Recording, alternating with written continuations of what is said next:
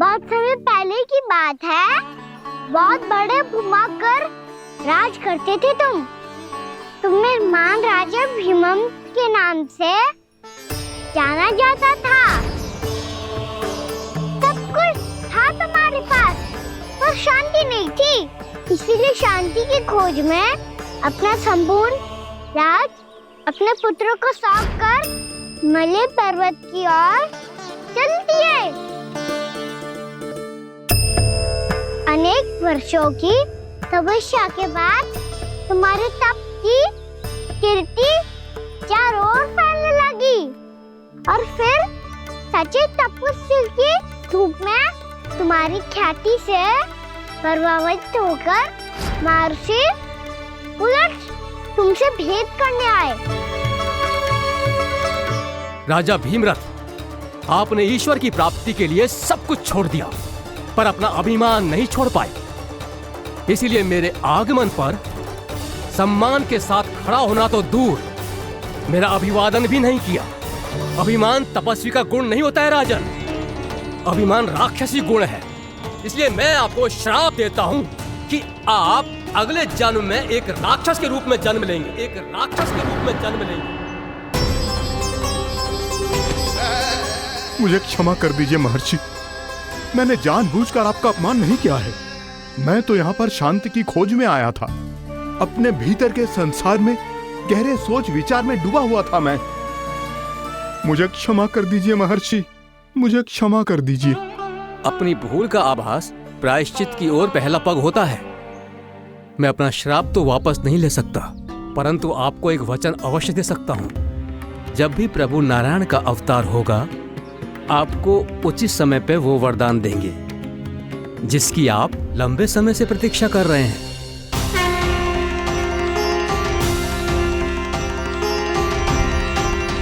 प्रभु, आपने मेरी आंखें खोल दी।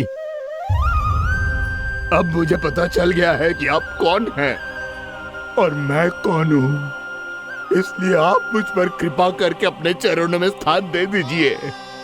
मुझे वो शांति प्रदान कीजिए जिसकी खोज में मैं वर्षों से भटक रहा हूँ। शांति तो मोक्ष में ही है, इसीलिए मैं तुम्हें मोक्ष का वरदान देता हूँ।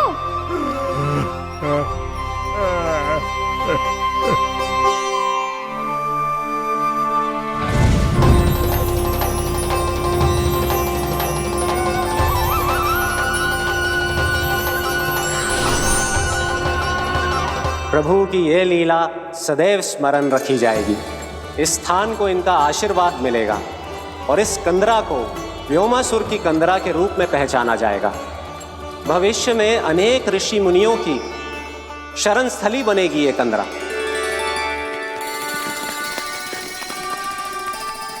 ये कोई साधारण बालक ना है। ऐसा चमत्कार कोई साधारण बालक थोड़ी ना कर सकते है। तुम सत्य कह रहे थे बलराम, गाना सच्ची में भगवान ही है। तभी तो सब देवता इसे बसाने और इसकी ओर से युद्ध करने आते हैं। तुम सब ऐसे आंखें फाड़ के क्यों देख रहे हो मुझे?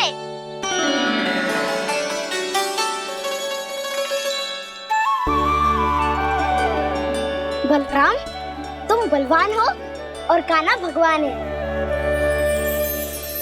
दूर दूर तक कोई दिखाई न दे रहा है। ना जाने किस हाल में होंगे बालक।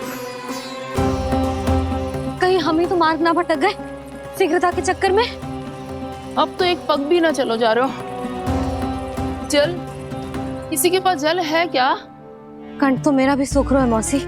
भाभी, निकट ही जमुना जी है, कहूँ तो वहाँ से जल ले आओ। मैं भी जा रही हूँ भाभी, एक से भले दो। हाँ चल, शीघ्रता से आओ। हाँ।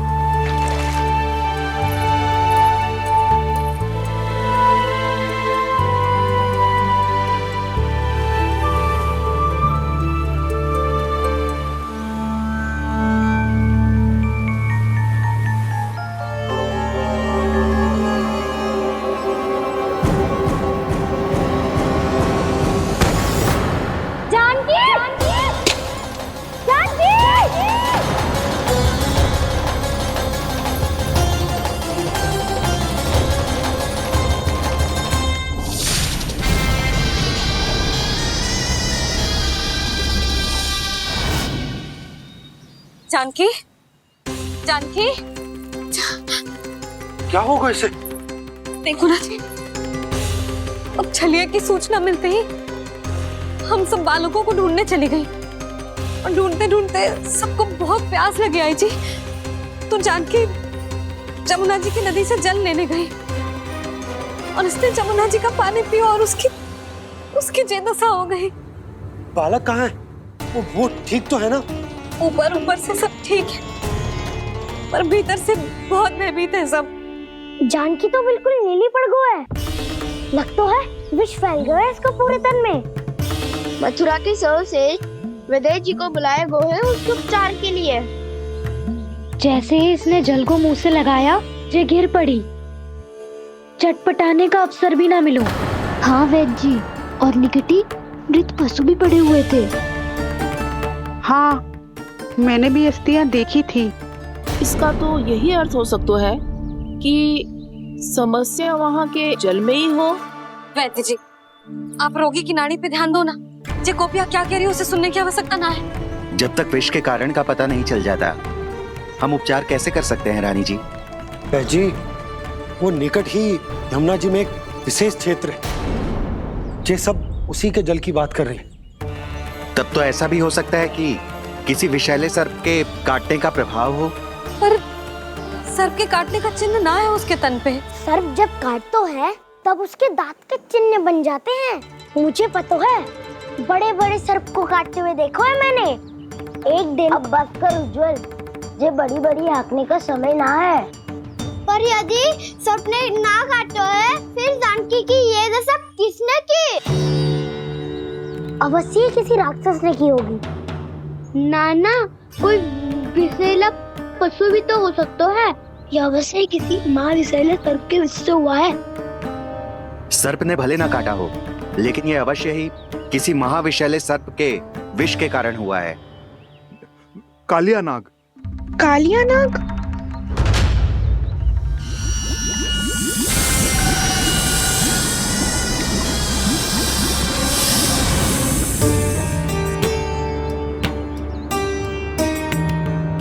संकेतों से तो ऐसा लगता है कि जानकी ने कालिया नाग के क्षेत्र के विशाल जल पी लियो है। कालिया नाग एक लोक सुरती है, कल्पना में गढ़ी हुई एक कथा, और कछु ना है। हमें जाके पता लगाना पड़ेगा। पर हमें वहां जाने से मना किया है ना बड़ों ने। उज्जवल सही कह रहे हो है। इस समय जानकी के स्वार्थ से अधिक महत्वपूर्ण और कछु ना है। जानकी हमारे लिए ही जलाने गई थी जी। ना मैं उसे जाने देती ना जैसा वो तो। वैद्य जी, आप शीघ्र कछु करो, कैसे भी कछु भी करो, पर इसके प्राण बचा लो। यशोदा, धैर्य रखो, श्री नारायण पर विश्वास रखो, वो सब ठीक कर देंगे।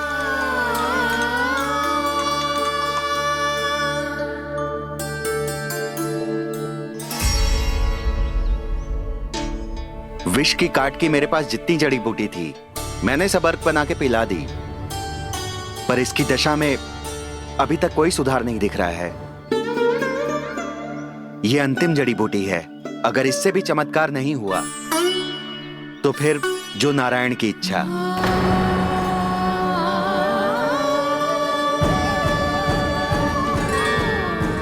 पर कोई तो उपाय होगा जानकी को बचाने का। कान्हा, यदि तुझे किसी औषधि के बारे में पता है, हमें बता दे, हम जाके ले आएंगे।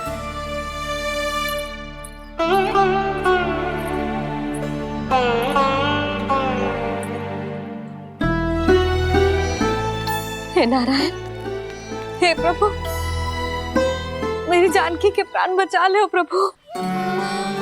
क्या तो मैं अपने आप को कभी क्षमा न कर पाऊंगी। ये सारी मेरे ही कारण बनाई थी। उसकी रक्षा करो प्रभु, मेरी पुकार सुनो।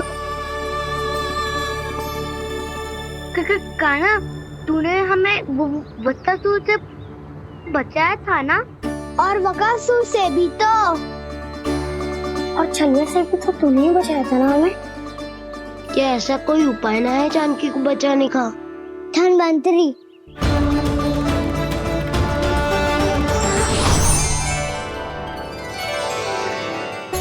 मैं आ गया हूं प्रभु, चिंता मत कीजिए,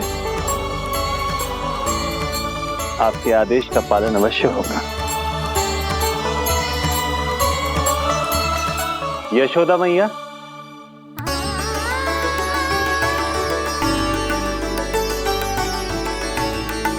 मैया आपको कोई पुकार रहा है।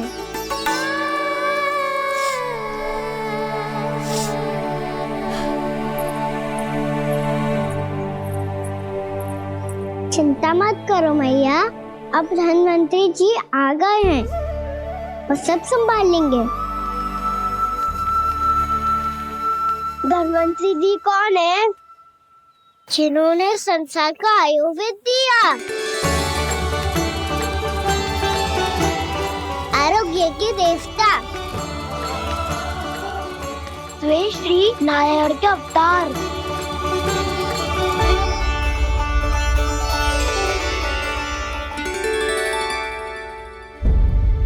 मुझे पता चला है कि आपको वेद की आवश्यकता है।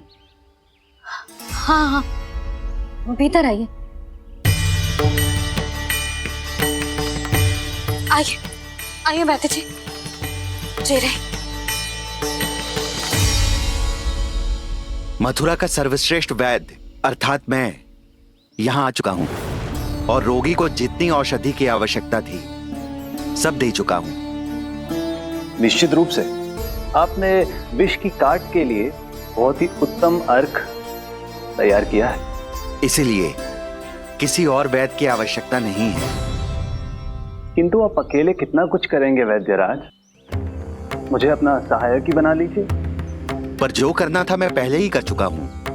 हाँ, वो तो आप कर चुके हैं, बस रोगी के तन से विष निकालना शेष है ना वैद्यराज? हाँ हाँ, बस वही शेष है। इनके रक्त को विष रहित करने में मैं आपकी सहायता करूंगा। पहले ये संजीवनी मानी जाने वाली इन लाल फूलों की बूटी को भी घिसना है ना?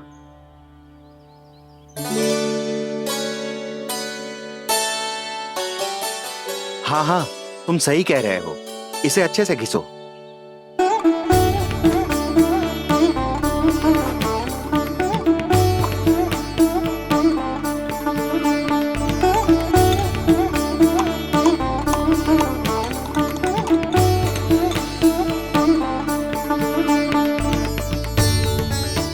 और ये नीले फूलों को भी तो मिलाना है ना?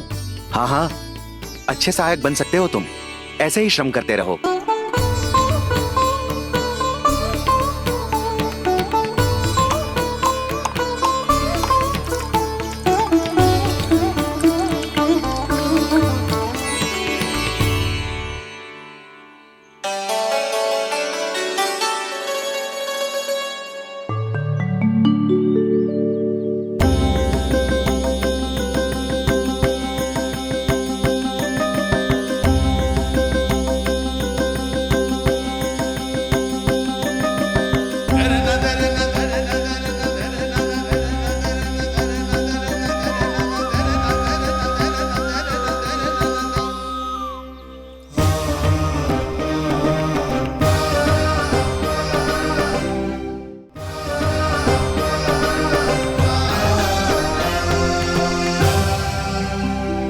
जानकी स्वस्थ हो जाएगी ना धनवंतरी जी? धनवंतरी? प्रभु, अब मैं क्या करूं? आपने तो स्वयं ही मेरी पहचान उजागर कर दी। जी क्या करो कान्हा? आप सब ऐसे क्यों देख रहे हो? मैया कहती है ना, सभी वैद्य धनवंतरी जी का ही रूप होते हैं। वाह कृष्णा, चतुर तो हो तुम। वैसे वास्तविक धन्वंतरी मैं हूँ, मेरा अर्थ है वास्तविक वैद्य मैं हूँ। ये तो मेरा सहायक है, मुझे पूरा विश्वास है बिल्कुल ठीक हो जाएगी। वैसे ही थोड़े ना मुझे मथुरा का सर्वश्रेष्ठ वैद्य कहते हैं लोग।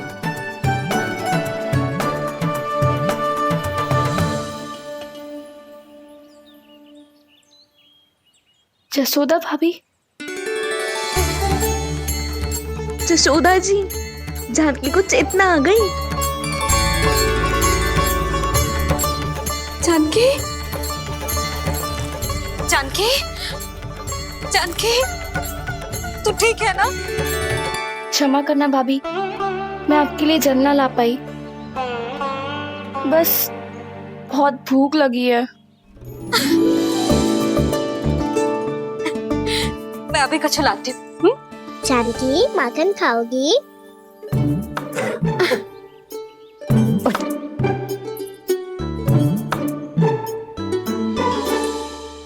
आजा, तू ही खिला दे लल्ला।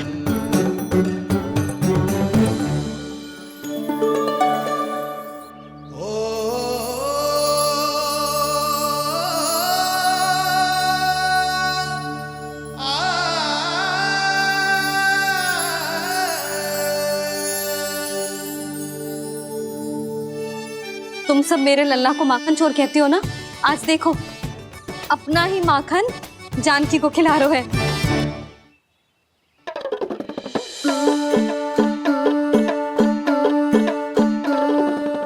थोड़ा और विश्राम कर लो। सदैव तुम हम सबकी सेवा करती हो, आज मैं तुम्हारी सेवा करूंगा। जानकी की जिद तब हुई जब जय यशोदा काकी की सेवा कर रही थी, और अब देखो स्वयं भगवान ही इसकी सेवा कर रहे हैं। जानते हो इससे क्या सिद्ध होता है? जो भी यशोदा मैया की पूजा करेगा, अर्थात अपने माता पिता की सेवा करेगा, उनके साथ सम्मान से व्यवहार करेगा, ईश्वर स्वयं उसका ध्यान रखेंगे। कभी धन्वंतरी के रूप में तो कभी स्वयं कान्हा के रूप में। भक्त और भगवान का देखो कैसा ये अनुराग, स्वयं करे सेवा प्रभु, अद्भुत गोपी का भाग्य। प्रभु इन सब पृथ्वीवासियों से कितना घुल मिल गए हैं। ना तो ये प्रभु को भगवान मानते हैं और ना ही प्रभु अपने आप को इनसे सर्वश्रेष्ठ समझते हैं। अपने आचरण से ये सिद्ध कर रहे हैं कि ये सभी में हैं और सभी इनका ही अंश है।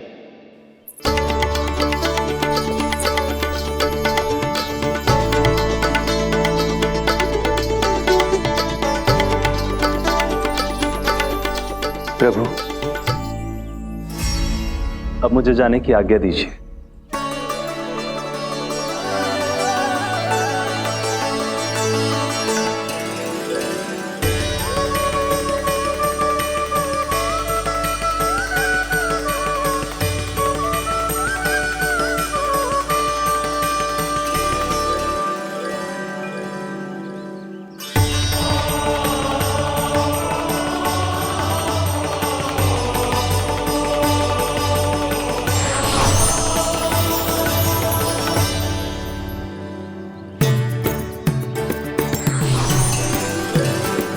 कान्हा ने तो सच्ची में धन्वंतरी जी को बुला लिया था।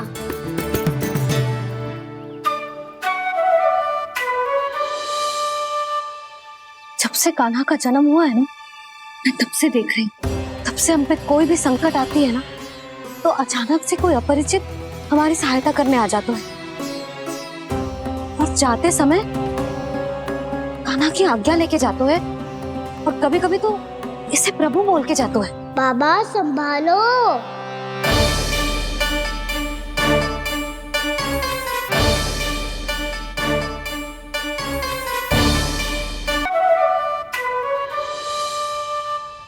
जब से कान्हा का जन्म हुआ है ना, मैं तब से देख रही हूँ, तब से हम पे कोई भी संकट आती है ना, तो अचानक से कोई अपरिचित हमारी सहायता करने आ जाता है, और जाते समय कान्हा की आज्ञा लेके जाते है, और कभी कभी तो इसे प्रभु बोल के जाते है। बाबा संभालो।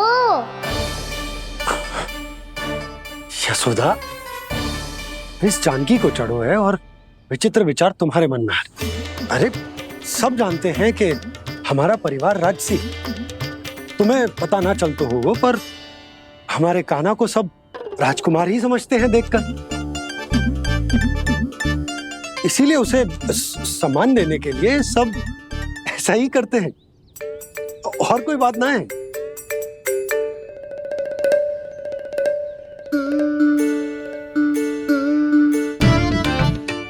अब जे मेरे लल्ला को ऐसे क्यों घूर रहे हैं? बुरी दृष्टि लगाएंगे क्या? वैद्यराज जी,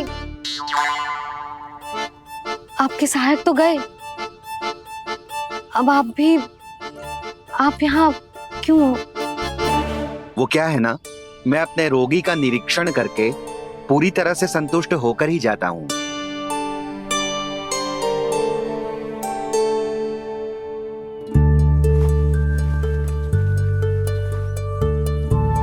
हाँ, संकेत तो अच्छे हैं, कल सुबह तक बिल्कुल ठीक हो जाएगी। धन्यवाद वैद्य जी।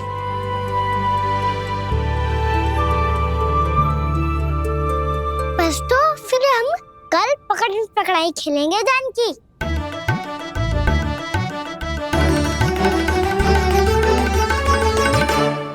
भानु, बंसी, जाकर उस क्षेत्र के चारों ओर बाड़ बनवा दो और वहां सूचना पट्ट भी लगा देना, ताकि जानकी के साथ जो हुआ है वो किसी और के साथ ना हो। शीघ्र जाओ। जी ठीक है।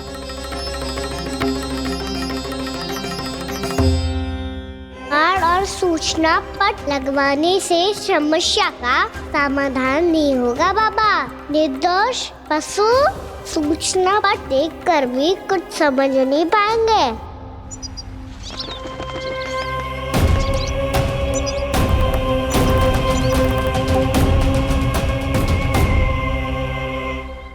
तो तुम्हारे कहने का अर्थ यह है कि व्योमासुर मारा जा चुका है और वो बालक अब भी जीवित है।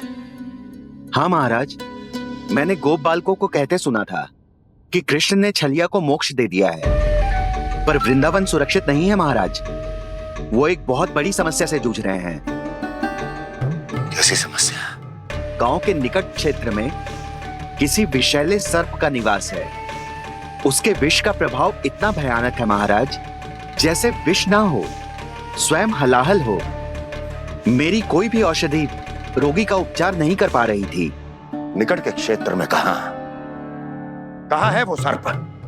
गोप मानते हैं कि वो सर्प गांव के निकट यमुना नदी के जल में रहता है। मुझे तो लगता है महाराज, ये कालिया नाग की कथा कोई किंवदंती या लोक श्रुति नहीं, एक सच्चाई है, एक विशैली सच्चाई।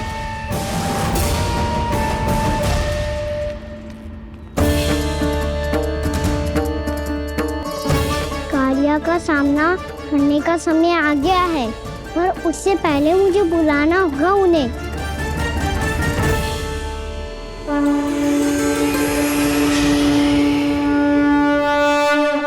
संसार के दारुण भय का नाश करने वाले, सभी कष्टों का हरण करने वाले, विश्व का समस्त ऐश्वर्य प्रदान करने वाले, कमल जैसे लोचन, मुख और चरणों वाले आजानुभुज श्री राम को मैं बार बार नमस्कार करता हूँ। आपदामपहर्तारं दातारं सर्व संपदा, लोकाभिरामं श्री रामं भूयो भूयो नमाम्यहम्। काकभूसुंडी, काकभूसुंडी, काकभूसुंडी। प्रभु क्षमा करें, मुझे जाना होगा।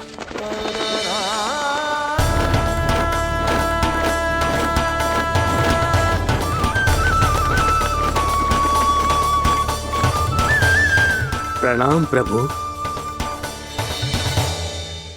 अनेक बार मैं आपके दर्शनों के लिए आया प्रभु। कभी नंद भवन के झरोखों से आपके दर्शन करके चला जाता था, तो कभी दूर किसी वृक्ष की आड़ से आपको निहार लिया करता था। आज आपने स्वयं मुझे बुलाकर धन्य कर दिया प्रभु।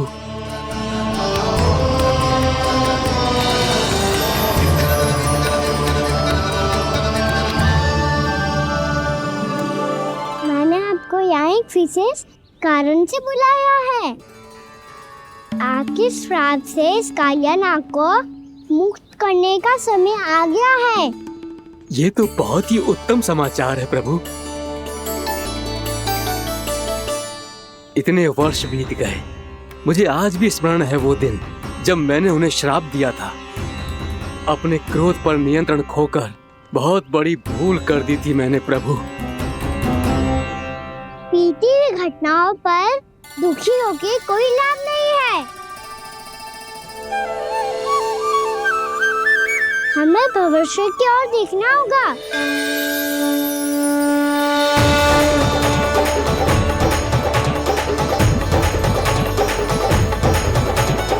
आदेश कीजिए प्रभु, क्या आज्ञा है आपकी? जब मैं कालिया नाग का सामना करने जाऊं, तो आप यही रहेगा।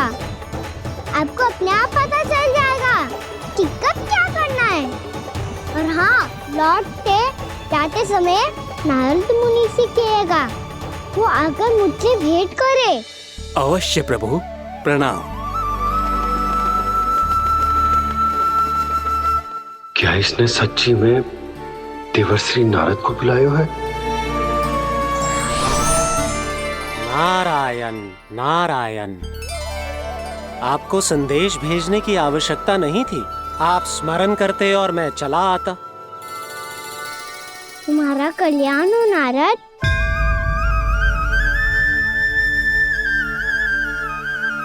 मैंने तुम्हें एक विशेष कार्य के लिए बुलाया है। आज्ञा दीजिए प्रभु। तुम्हें एक बार फिर कंस से भेंट करनी होगी। विचार कीजिए महाराज, क्या आप बिना किसी शंका के कह सकते हैं कि कौन सी पंखुड़ी पहली है और कौन सी आठवीं? उस दुष्ट से भेंट करना स्वयं कीचड़ में उतरने के समान है प्रभु। कमल पुष्प प्राप्त करना हो तो कीचड़ में उतरना पड़ता है नारद। आपका आदेश तो मैं स्वप्न में भी नहीं टाल सकता प्रभु। कंस कालिया नाग के बारे में जान गया है, पर वो उसका सामना करने का साहस नहीं कर पाएगा। मैं आतुर हूँ प्राप्ति, मूर्ख नहीं। मेरी बुद्धि फिर नहीं गई है। मैं स्वयं उस कालिया जैसे महाविषैले सर्प के सामने खड़ा हो जाऊं और अपने ही काल को आमंत्रित कर लूं। तो फिर अपने लाभ के लिए उसका प्रयोग करने का कोई और उपाय सोचिए स्वामी। कुछ ऐसा कीजिए कि यमुना नदी का पूरा जल विषैला हो जाए और वृंदावन वासी उसका उपयोग करे और आपका काल कहलाने वाला वो बालक स्वयं काल के गाल में चला जाए। उत्तम उत्तम सुझाव है प्राप्ति। अब मुझे उस कालिया तक पहुंचने का मार्ग ढूंढना होगा। उसको विवश करने का कोई उपाय ढूंढना होगा, क्योंकि व्यक्तिगत रूप से उससे भेंट करना असंभव है। असंभव। आप सही कह रहे हैं प्रभु। कंस में उतना सामर्थ्य नहीं कि वो कालिया नाग का सामना स्वयं कर सके। वैसे तो कालिया गरुड़ देव का भी सम्मान नहीं करता, तो फिर वो कंस का सम्मान क्यों करेगा भला? नहीं करेगा, पर कंस तुम्हारा सम्मान अवश्य करेगा नारद। तुम्हारी बातें भी सुनेगा और मानेगा भी। ये मेरी योजना का बहुत ही महत्वपूर्ण भाग है। तुम कंस के पास जाओ और कहो कि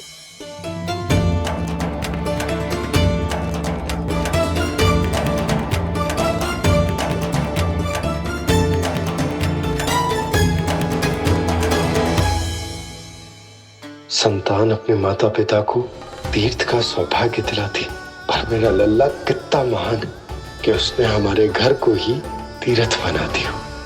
ऐसा तीर्थ जहां मेरी आंखों के सामने भक्त और भगवान का मिलन हो रहा है।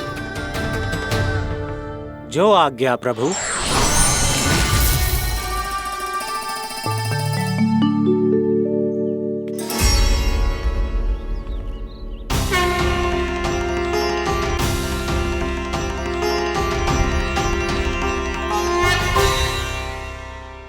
बाबा, कान्हा, ये सब क्या चल रहा है? पहले काक भुसुंडी जी और फिर जे नारद जी। क्या योजना बना रहे हो तुम? कान्हा, बताना लल्ला, क्या सोच रहे तू? कान्हा देख, अगर तुझे अपने बाबा को ना बताना हो ना, तो अपने भक्त को बता दे। क्या सोच रहे हो लल्ला? क्या करने वाले हो आप?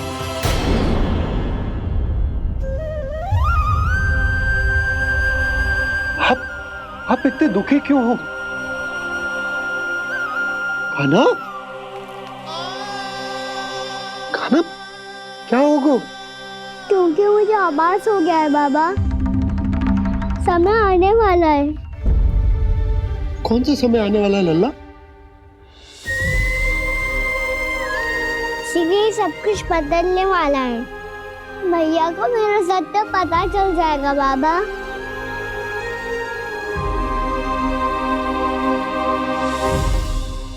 पर लल्ला, इसका काक भुसुंडी और कालिया नाग से क्या संबंध है? ऐसा क्या हुआ था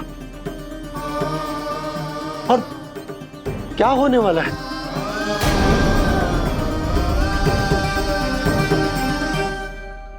जो होने वाला है बाबा, उसका संबंध उससे है जो सैकड़ों वर्ष पहले हुआ था।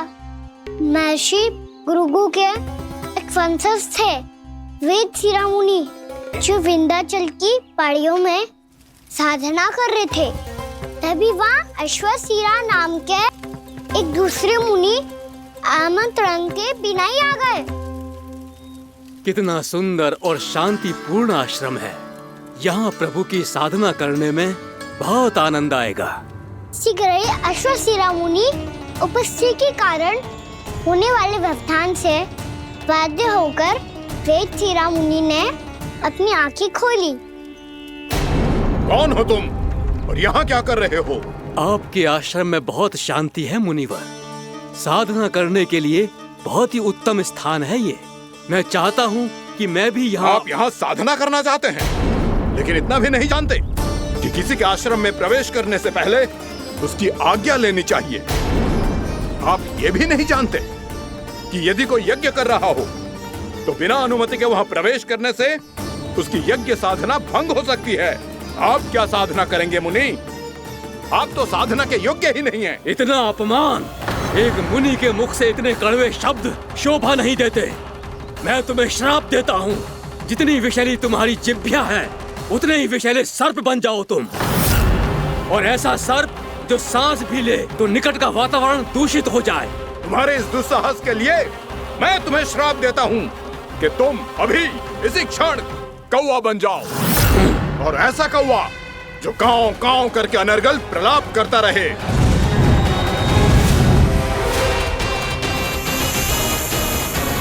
ये मैंने क्या किया? ये मैंने क्या किया? क्रोध के कारण दोनों ने एक दूसरे को श्राप दे दिया। पर दोनों ही मेरे भक्त हैं, और भगवान होकर मैं अपने भक्तों को इतनी कठिनाई में कैसे देख सकता था। इसीलिए जिस संकट में उन दोनों ने अपने आप को फंसा लिया था, उसका समाधान करने में मैं उनके पास गया।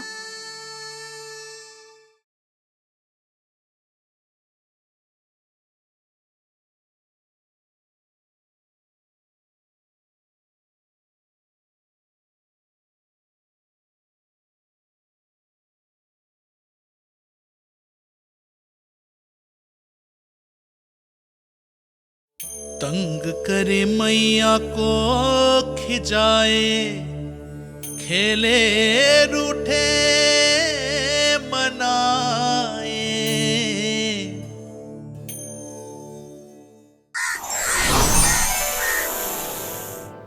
देखिए ना प्रभु, ये क्या हो गया हमसे? हमारी रक्षा कीजिए प्रभु, मार्ग दिखाइए हमें। क्रोध पर नियंत्रण ना होने के कारण आप दोनों ने एक दूसरे को बहुत ही भीषण संकट में डाल दिया है। अब दोनों ही तपस्वी, तप के बल से दिए गए आपके श्राप को लौटाना भी संभव नहीं है। प्रभु कोई तो उपाय होगा, हम आपके शरण में हैं प्रभु। अपराध तो हमसे हुआ है प्रभु, पर अब आपसे ही आशा है। कुछ ऐसा कीजिए भक्त वत्सल जिससे हम दोनों के श्राप का प्रभाव कुछ कम हो जाए। आप दोनों ही मेरे भक्त हैं, इसलिए आपकी पीड़ा का निवारण करने का एक उपाय है मेरे पास। वेद शिरामुनि, जब आप कालिया नाग बनेंगे तो आपको मेरे चरणों को अपने शीश पर धारण करने का सौभाग्य मिलेगा। और अश्र शिरामुनि, आप काग योनि होने के बाद भी आप श्रेष्ठतम ज्ञान और सर्वाधिक यौगिक सिद्धियों के स्वामी होंगे और प्रवचन दिया करेंगे। इसके बाद अश्वशिरा मुनि काक भुसुंडी बन गए, जिन्होंने आगे चलकर सेम गरुड़ देव को रामायण सुनाई। और मुनि वेदशिरा महर्षि कश्यप और देवी कत्रियों के पुत्र कालिया नाग बनकर जल में। और अब वही कालिया नाग जमुना जी में, जिनके कारण जानकी के प्राण लगभग चले ही गए थे। अब कालिया नाग को उचित स्थान पर भेजने का समय आ गया है बाबा। पर ये तो अच्छी बात है कान्हा, वेदशिरा मुनि को दिया हुआ तुम्हारा वचन भी पूरा हो जाएगा, जमुना जी की शुद्धि भी हो जाएगी। इस सब के बाद भी तुम दुखी क्यों हो? क्योंकि इसके बाद मैया के सामने मेरा रहस्य खुल जाएगा बाबा। उन्हें पता चल जाएगा कि उनका बालक कोई साधारण बालक ना है। भविष्य में जो होने वाला है उसे सबके सामने घटने से रोकना मेरे लिए भी संभव ना होगा। मैया को सब पता चल जाएगा।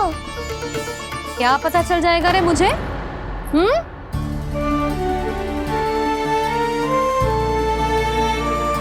यही कि सबसे अधिक प्रेम मैं आपसे ही करता हूँ।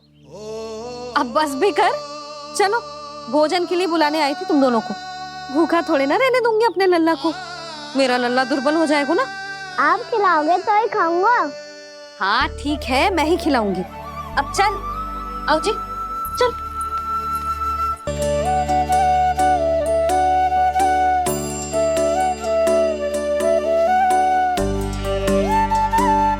मैया खेलो ना मेरे साथ। मैया सुनो ना, मेरी बात ना मानोगी? अभी बहुत कार्य पड़े लल्ला, देख जानकी को औषधि भी देने जानो है ना। औषधि मैं दे दूंगा, फिर तो खेलोगी ना आप मेरे साथ। पिछले कुछ दिनों से अपनी मैया का अधिक से अधिक प्रेम पाने का प्रयास करो है कान्हा। इसका तो एक ही अर्थ हो सकता कि कछु बहुत बड़ो होने वालों है। कान्हा रुक जा लल्ला। कान्हा क्यों तंग कर रहा है? मैया को पहन लेना। कान्हा, कान्हा, ये क्या करो तूने?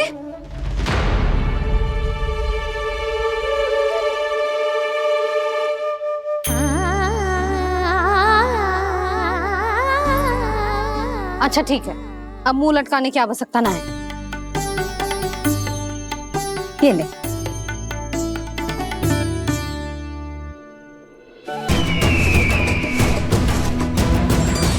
नारायण हरि, नारायण हरि।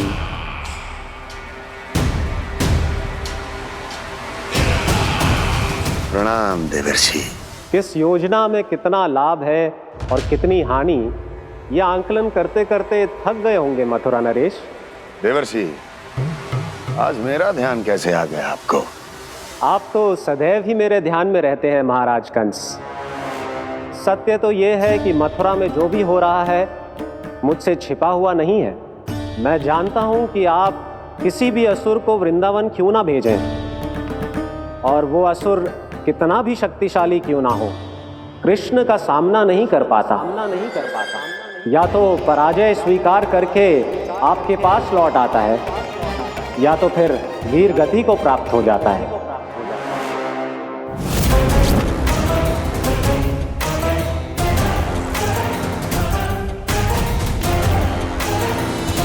वाह, मुझे मेरी असफलताएं स्मरण कराने आए हैं, मेरे घाव को खुरेदने आए हैं, उन पे नमक छिड़कने आए हैं।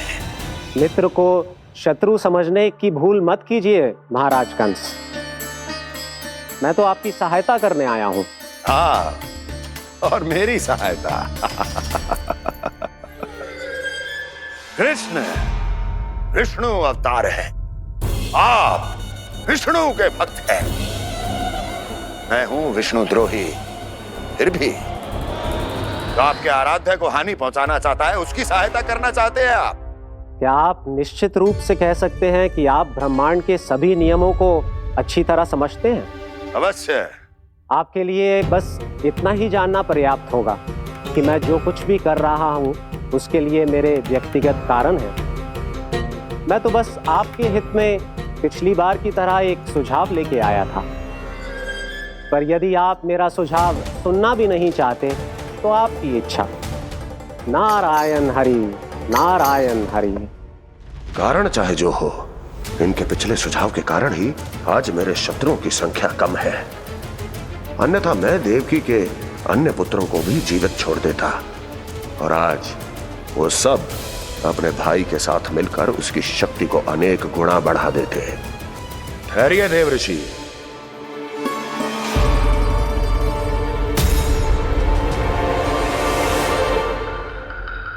बताइए क्या सुझाव है आपके पास?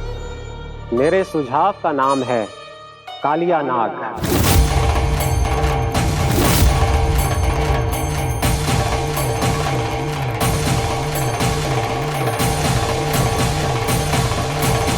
उसके विषय में मैं जानता हूं देवर्षि। तो समस्या ये है कि मैं स्वयं उससे मिलने नहीं जा सकता, उससे भेंट नहीं कर सकता। उस कृष्ण की हत्या के लिए उसको वृंदावन जाने के लिए तैयार नहीं कर सकता। तो मत जाइए उसके सामने, और ना उसे भेजिए कृष्ण के सामने।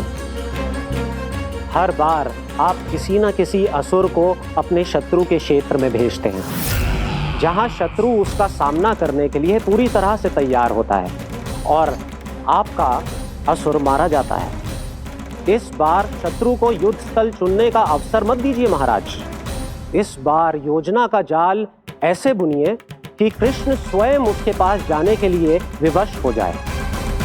कालिया नाग स्वयं काल है, मृत्यु का दूसरा नाम है। उसके विष का उपयोग अपने लाभ के लिए कीजिए महाराज। वैसे कालिया के विष की अधिकता का अनुमान तो होगा ही आपको।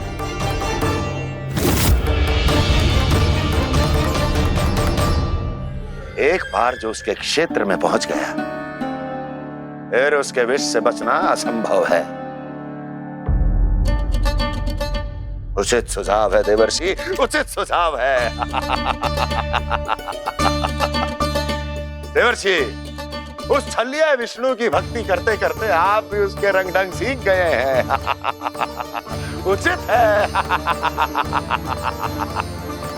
उचित है।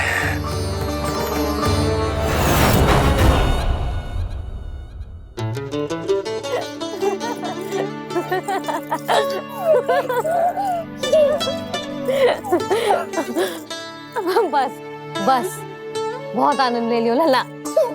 बस अब दूध पी ले। ठहर ठहर, गर्म है। जी ले ले।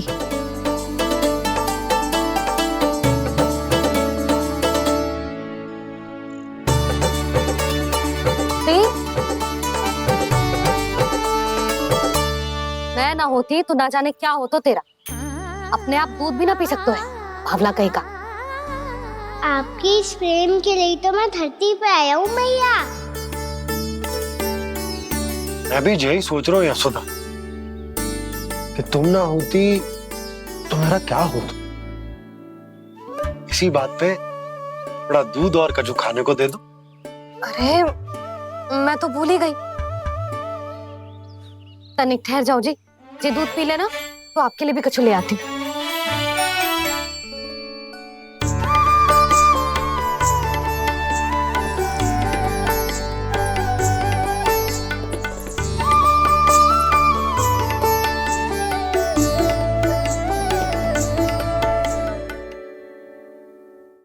प्रणाम महाराज। आपकी आज्ञा के अनुसार बिल्कुल वैसा ही पत्र तैयार किया है जैसा आप चाहते थे।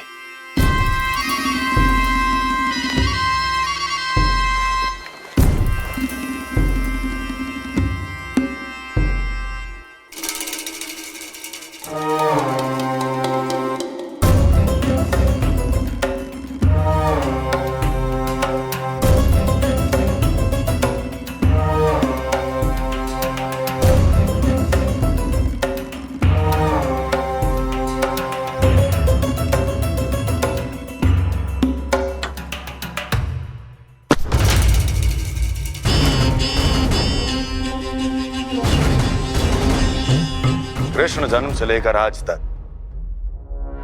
ये मेरी सबसे महत्वपूर्ण योजना है। इसका सफल होना निश्चित है दूत,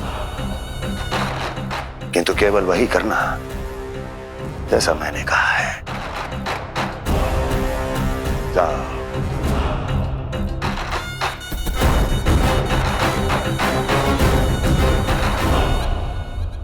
कान्हा,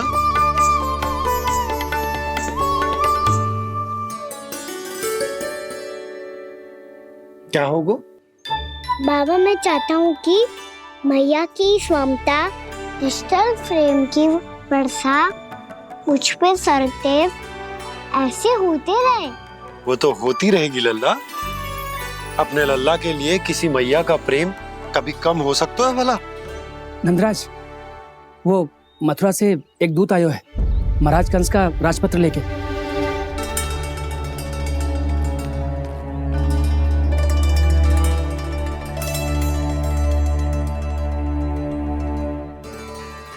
कान्हा, अब क्या करने वाला है?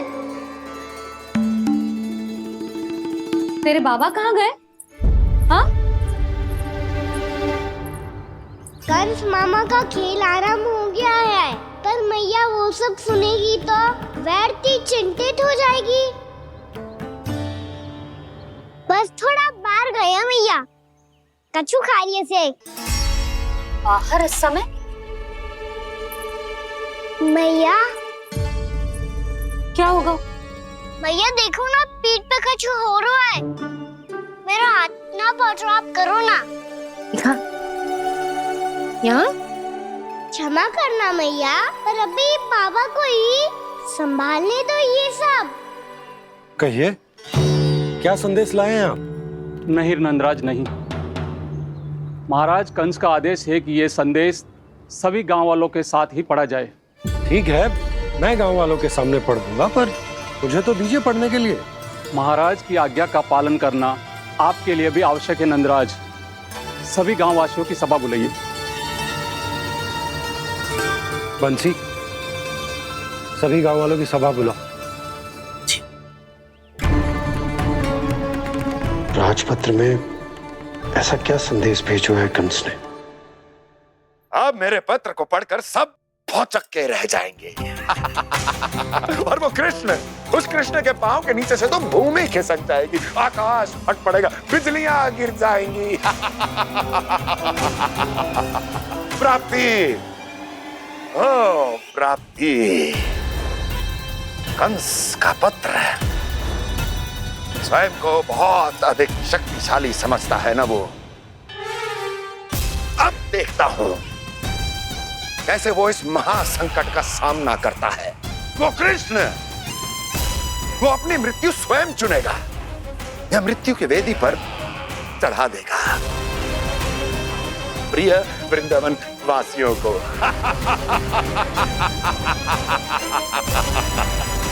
अब आएगा आनंद प्राप्ति, अब आएगा आनंद। सबको इकट्ठा करवा के ही पढ़वाएगो।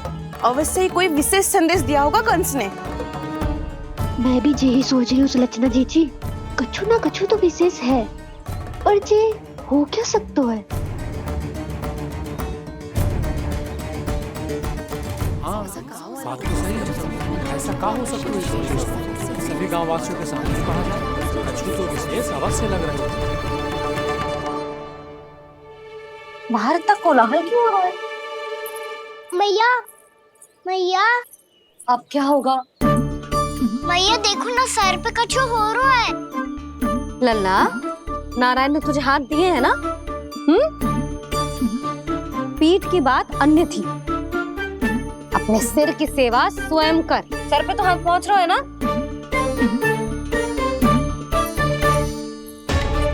मैया सुनो ना, मैया देखो ना, तीव्र कर, कछु हो रहा है।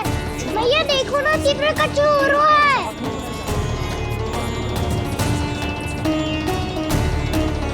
सब लोग आ चुके हैं, अपना संदेश सुनाइए आप। गोपराज नंद और सभी वृंदावन वासियों को सूचित किया जाता है कि मथुरा अधिपति और आप सभी के महाराज कंस ने कल सुबह भव्य पूजा का आयोजन किया है। इसके लिए राज्य को वृंदावन के क्षेत्र के निकट यमुना नदी के मध्य में खिलने वाले 1 कोटि कमल के पुष्पों की आवश्यकता है। इसीलिए आप सभी को यह आदेश दिया जाता है कि ये सभी कमल के पुष्प प्रथम पहर से पहले राजसभा में पहुंचा दिए जाए। वो भी प्रथम पहर से पहले कैसे हो सकता है? यदि आप ऐसा करने में असफल रहे तो इसे राज आज्ञा का उल्लंघन माना जाएगा और राजद्रोह के आरोप में आप सभी को कड़े से कड़ा दंड दिया जाएगा। स्मरण रहे, यदि कल की पूजा में इन 1 कोटि कमल के पुष्पों का ना पहुंचने के कारण कोई व्यवधान आया तो समस्त वृंदावन वासियों को दोषी माना जाएगा और पूरे गांव को निवासियों सहित धूल में मिला दिया जाएगा। कल प्रथम पहर तक का ही समय है आप सबके पास।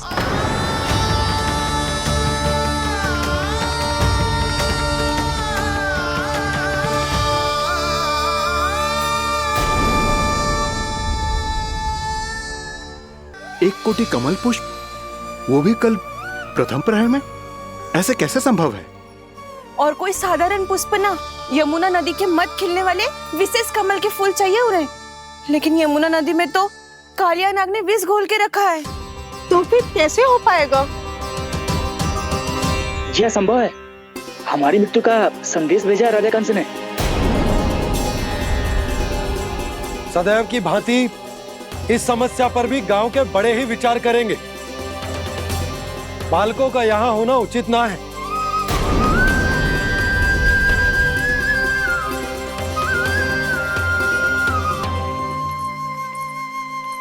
लल्ला ले, जे गेंद ले, जा अपने सखाओं के साथ खेल। सुबह उज्जवल, मधुमंगल वसंता, देखो भैया ने क्या दिया है। चलो खेले, बहुत आनंद आएगा आज।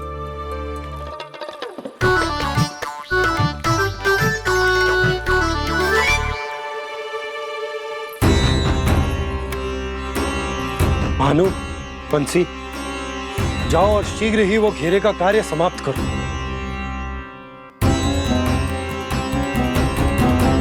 पर कछु ना कछु तो करना पड़ेगा ना। पर हम कर ही क्या सकते हैं? पुष्प लाने को और कोई उपाय है भी तो ना।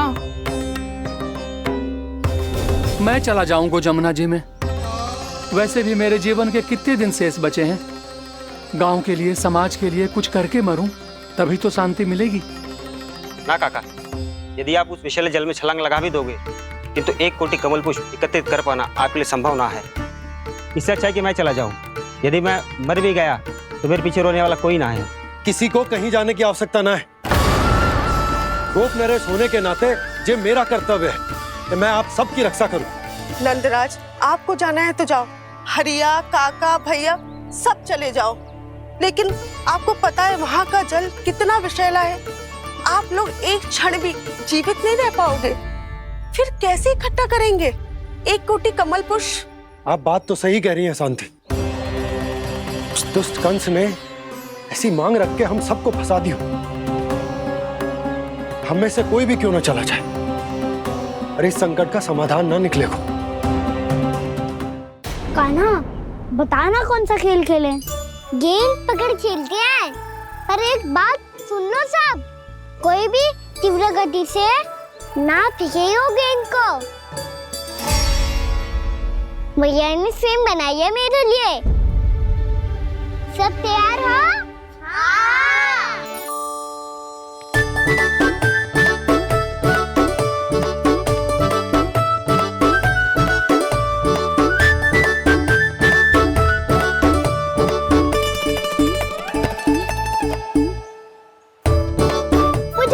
मुझे दो।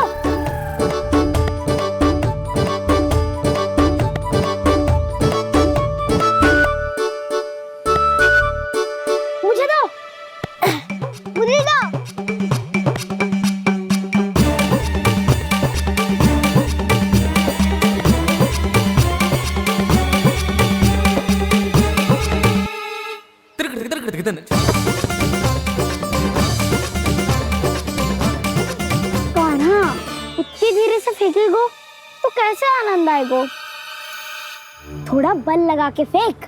हाँ कान्हा, हम अभी बड़े हो गए हैं, तू अब भी छोटे बालकों की तरह फेंक रहा है।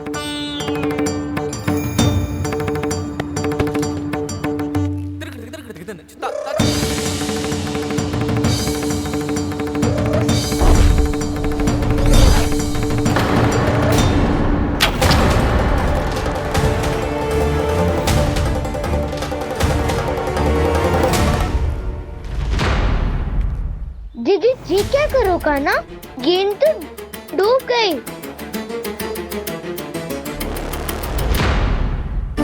अच्छा, तो ये सब इसकी योजना का भाग था ताकि ये कालिया का सामना कर पाए।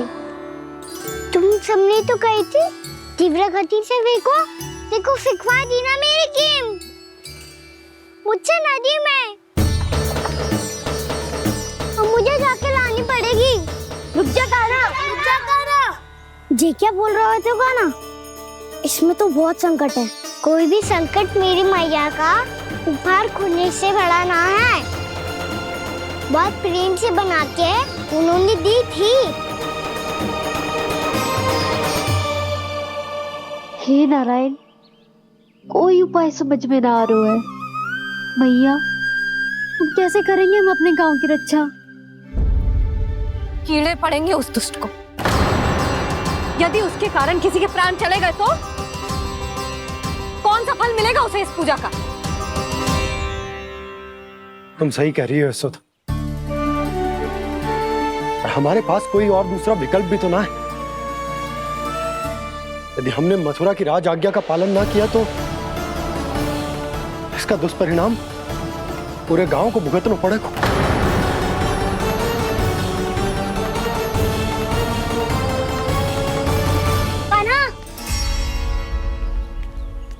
तुम्हें पता है कि तू भगवान है, दिव्य है, बहुत शक्ति है तुझमें, पर फिर भी हम तुझे विषैले जल में ना जाने दे सकते। कुछ होगा तो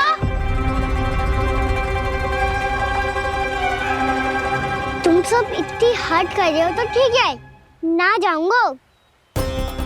गेंद कहाँ गिरी है, कितनी दूर गई है, ये तो देख लूं, ताकि उसे बाहर निकालने का कोई उपाय ढूंढता हूँ।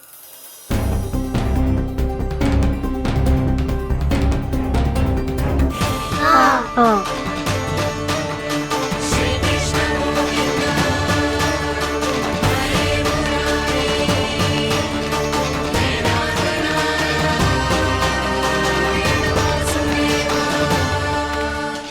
कान्हा की ये लीला तो समझ ही नहीं आ रही।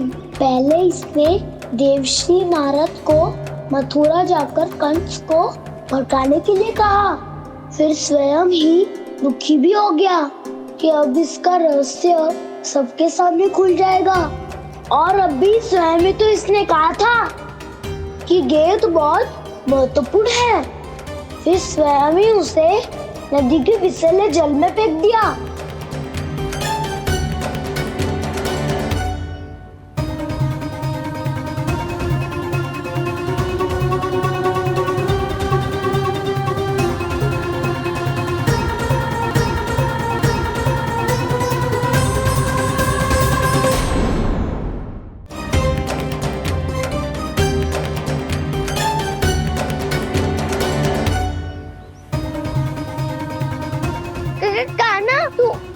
ऊपर क्यों चढ़ रहा है? अरे ऊंचाई से देखूंगा तभी तो गेंद दिखेगी।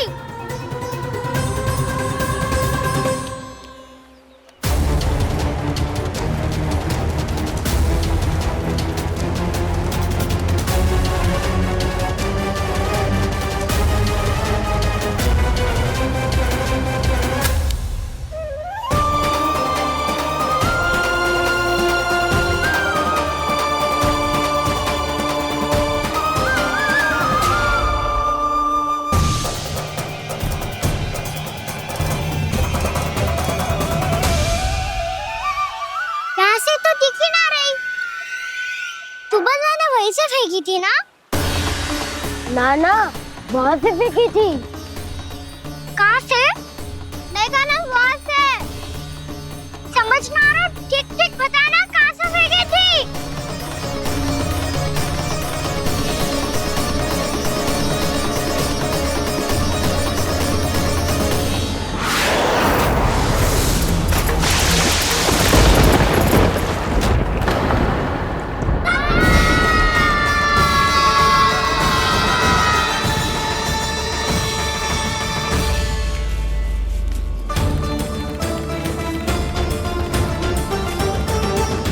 कालिया नाग के क्षेत्र में जाकर कोई भी जीवित वापस ना लौट सको है।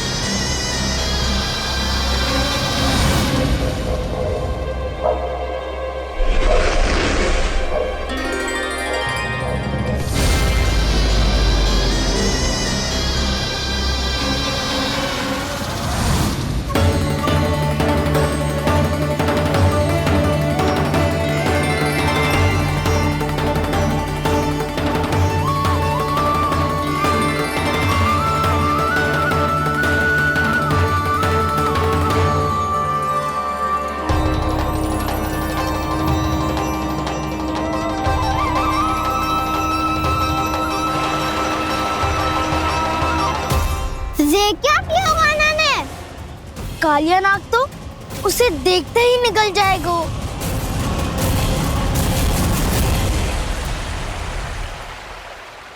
तो आरंभ से अब तक सब कुछ उसकी लीला का ही भाग था।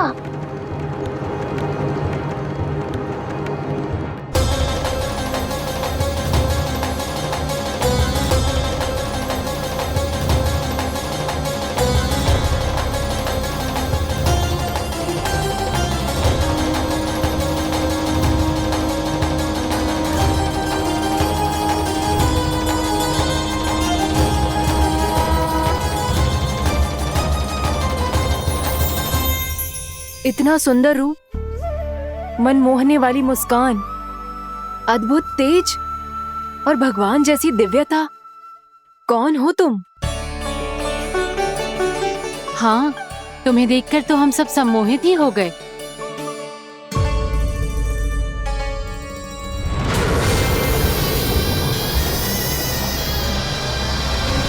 तुम जो भी हो बालक, वापस लौट जाओ। हमारा हृदय तुम्हें ही देखते रहना चाहता है, किंतु यदि हमारे पति जाग गए तो तुम्हें अवश्य हानि पहुंचाएंगे। ये बहुत विषैले है बालक, कालकोट जैसे भयानक। इनके विष से तुम नहीं बच सकोगे। नंदराज, कालिया नाग के विष का प्रभाव बढ़ते ही जा रहा है। पहले 8 कोस तक उसके विष का प्रभाव था, अब तो 1 योजन से अधिक क्षेत्र में फैलो है। जल पीने के प्रयास से अनेक पशु मारे गए हैं और नदी के निकट के वृक्ष और वनस्पति सब नष्ट होने लगे।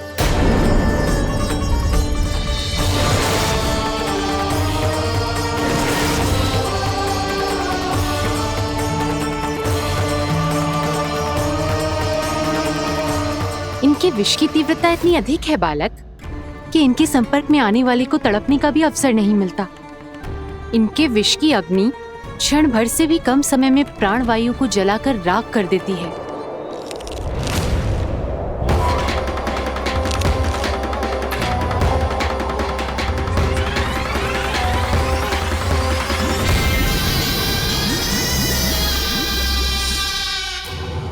तब तो समस्या और भी गंभीर हो जाएगी।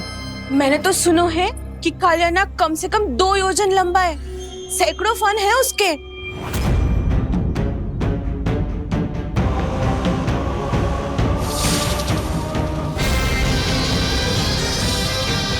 इसका अर्थ तो ये है कि हम दोनों ओर से फंस गए। एक और कंस को 1 कोटि कमल पुष्प देने, जो कि कालिया नाग के क्षेत्र में पड़ते हैं, और दूसरी ओर उस कालिया नाग का विष यमुना जी के क्षेत्र में बढ़ता ही जा रहा। इसके कारण हम ही नहीं, निर्दोष पशु पक्षी भी संकट में।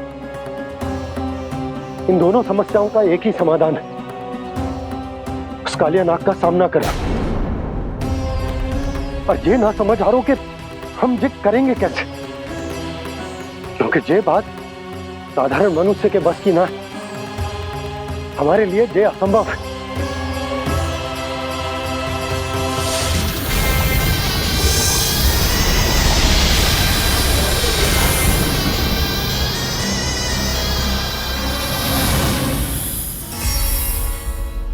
अब तो तुमने अपनी आंखों से भी देख लिया बालक, ये कितने विषैले हैं।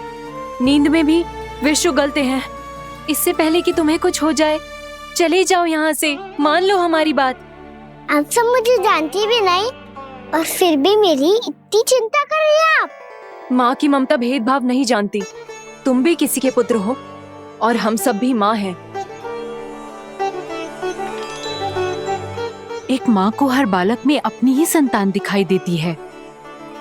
इसलिए हम तुमसे विनती करते हैं, वापस चले जाओ, बचा लो अपने प्राण। मेरी चिंता मत कीजिए, मुझे कुछ नहीं होगा। होगा, अनर्थ होगा यदि ये उठ गए तो।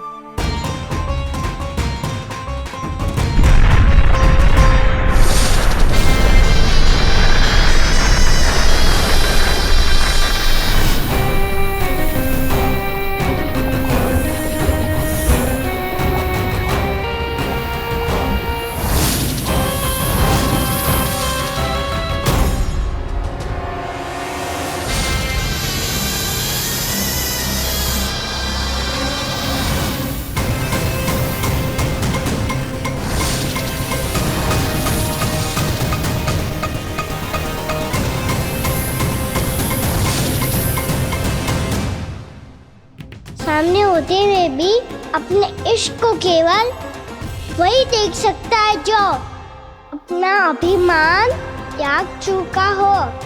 पर पूर्व जन्म में मेरा भक्त होने के नाते मेरा सत्य स्वरूप देख पाने में मुझे इसकी सहायता करनी चाहिए।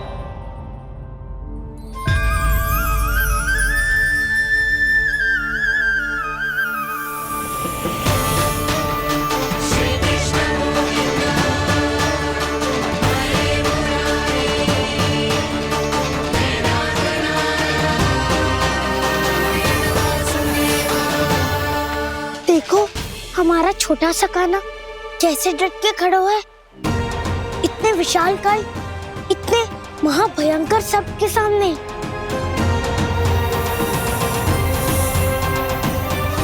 ये कोई भगवान नहीं है जो इसके सामने हाथ जोड़ रही हो तुम सब।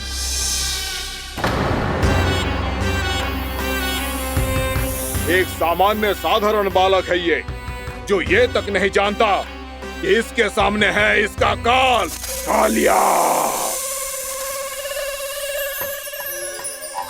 तू कौन है बालक? मेरे इतने निकट आकर भी तू जीवित कैसे है? मेरी नहीं, अपनी चिंता करो कालिया। बहुत मनमानी कर ली तुमने। अब बस मैं तुम्हें रोकना हूँ। अब बस मैं तुम्हें रोकना हूँ। मैं तुम्हें रोकना हूँ। बित्ते भर का है तू, मेरे विष के बारे में जानता ही क्या है? और कहता है मुझे रोकने आया है। किससे? किससे रोकना चाहता है तू मुझे? मुझे क्रोध दिलाने की भूल मत कर बालक। अपनी फुंकार से ही तेरी इस मुस्कुराहट को अंतिम मुस्कुराहट बना सकता हूं मैं। शीघ्र बता, कौन है तू और किसने भेजा है तुझे? तुम्हें आवाज दी है कि अपनी पुकारों से तुम कितना विष भूल चुके हो। पवित्र यमुना नदी को कितना दूषित कर दिया तुमने।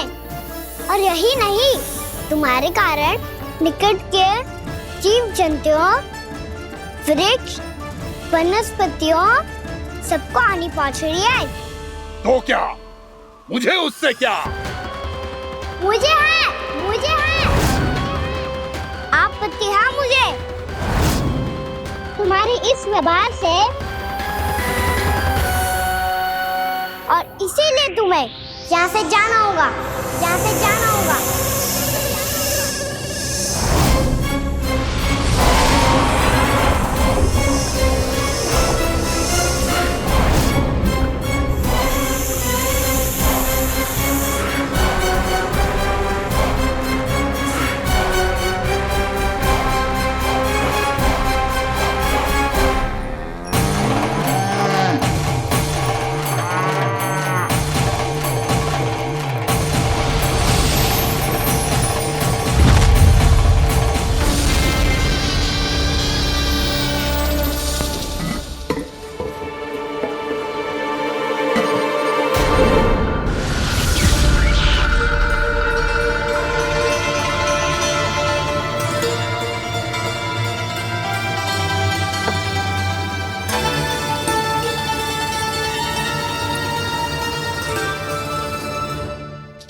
मुझे आदेश देने का साहस भी कैसे किया तूने?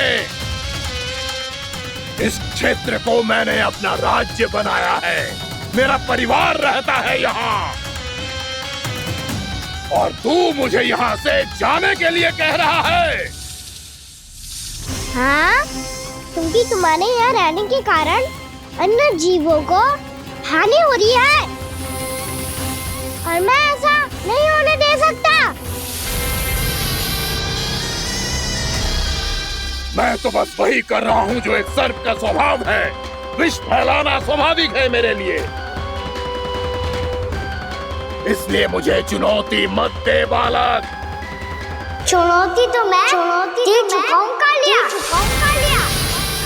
अब तो बस तुम्हें शिकार करनी है।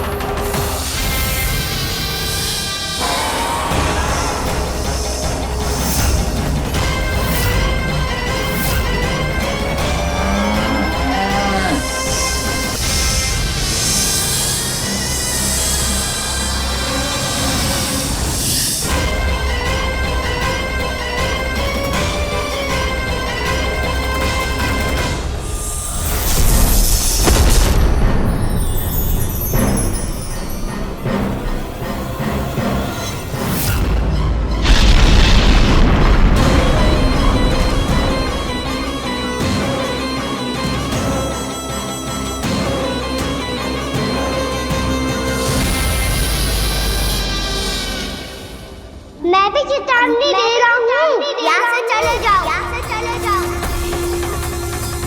अपनी भूल को पहचानो कालिया, तुम जो कर रहे हो अनुचित है।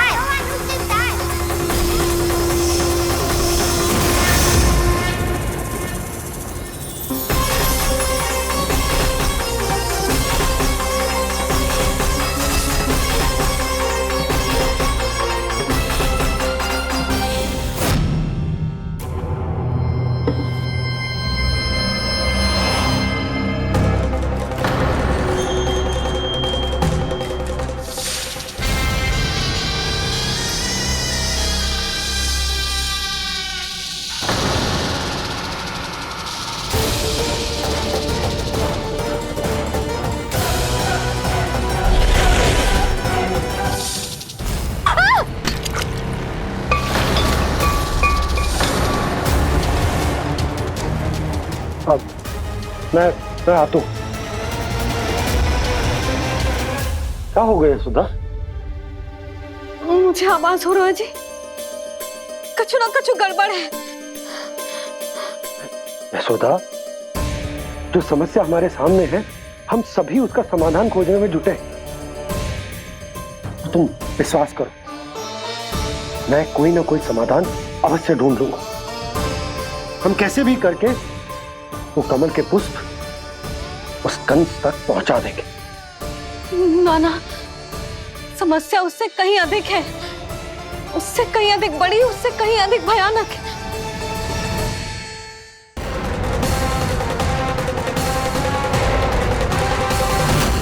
इसकी ये बूंद से ही सबके प्राण चले जाते हैं।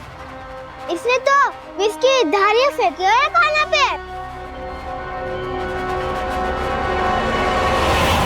कान्हा कैसे बच्चे को अधिक विष से?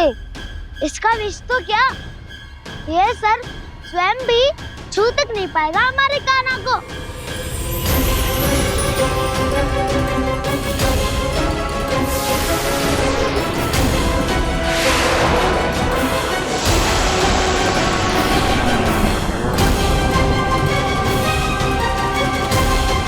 तुम्हारे सखा को, मेरे भाई को कोई हानि नहीं पहुंचा पाएगा। ये कान्हा का सत्य चाहे जो हो बलराम, पर अभी तो जो एक बालक ही है ना। देखो कैसे विष के कारण स्थिर हो गया है।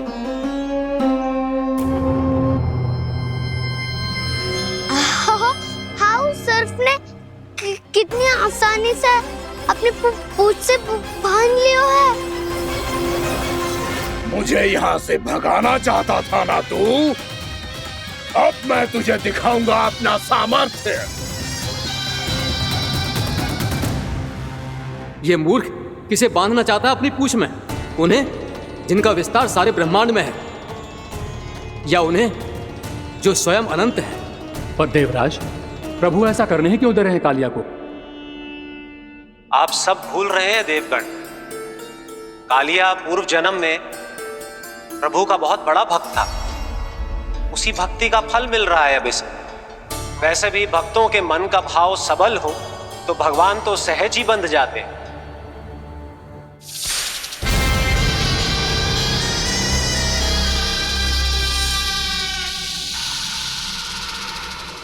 बलराम, तुमने ही तो कही थी कान्हा को कछु ना होगो।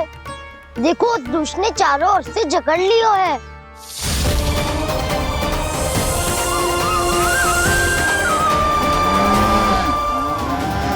ये क्या कह रही हो तुम?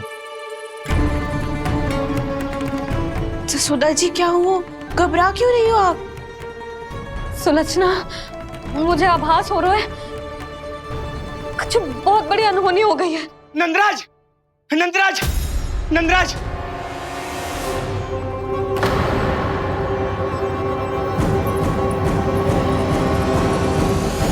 नंदराज, कान्हा ने जमुना नदी में छलांग लगा दी है। कान्हा ने जमुना नदी में छलांग लगा दी है। कान्हा ने जमुना नदी में छलांग लगा दी है। कान्हा जमुना में कूद गया है। मुझे लगा था आज कछु गड़बड़ होने वाली है। मुझे आज कान्हा को ना जाने देना चाहिए था।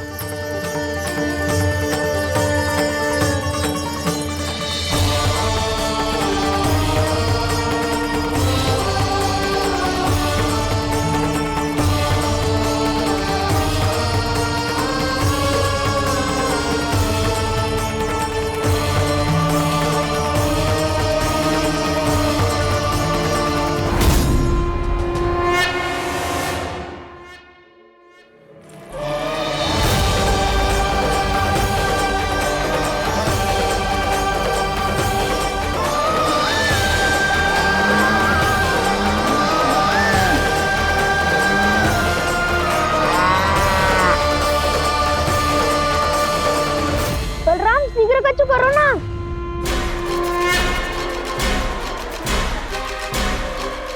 कछु भी करो पर कान्हा को बचाओ। नाग बहुत भयंकर है, कान्हा अकेले ना संभाल पाएगा इसे।